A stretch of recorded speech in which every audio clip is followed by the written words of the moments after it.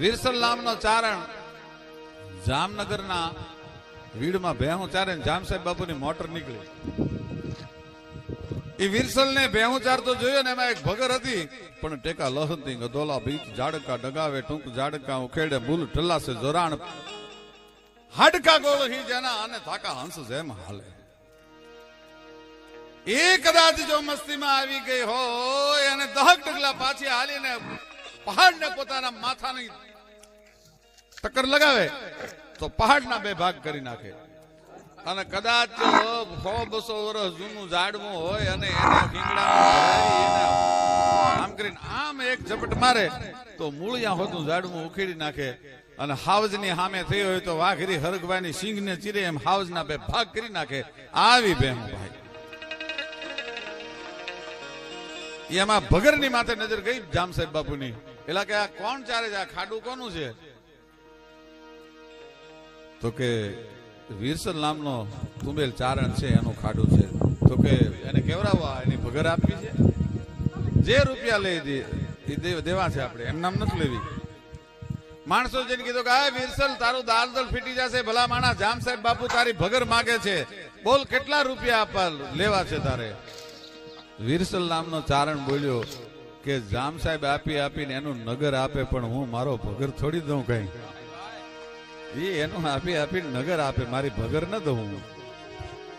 પિંગળા વળાંક પગ થંભ દેવળ જશા અને આંચલે દૂધની ફગરંગ આવે, મારા ભગરના નોરની કસી દાખું ભલબ કે તારું નગરનું ફરગનું ધડે ન આવે, મારી ભગરના ધડામાં ન આવે તારું ફરગનું.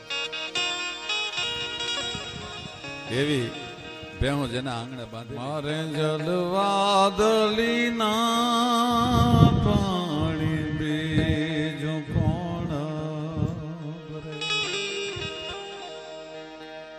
એ ઓરે વરુને મારી સજરું ભરે ન્યામને ઓલો માણી ગર મોરલો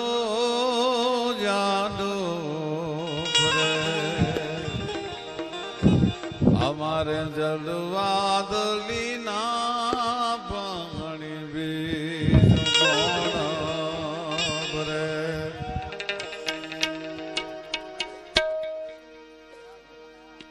આ કાર્યક્રમ માટે મને વિજયદાનભાઈએ પણ ફોન કરેલો, પણ ખાસ તો હિંડોળના લખમણભાઈ બહુ પ્રેમી માણસ છે, એમના ફોનને હું ના ન પાડી શક્યો. એકવાર હું અહીંયા આવી ગયો છું. બધા ડાયરાની ઈચ્છા છે કે ભગત બાપુ ગાતા એવી એક બે કડી કંઈક ગાઓ, એટલે મેં આ ગીતની કડી યાદ કરી કે ઈ લોકગીત ગાય તો એવા ગાય કે મારે જલવાદલી ના પાણી બીજું કોણ ભરે એ મોરે ભરું ને મારી સજરું ભરે ન્યામને માણી ગર મોરલો જાડો ભરે. શું બાપભાઈ તમારી ફરમાઈશ છે? અડા મારો જગવા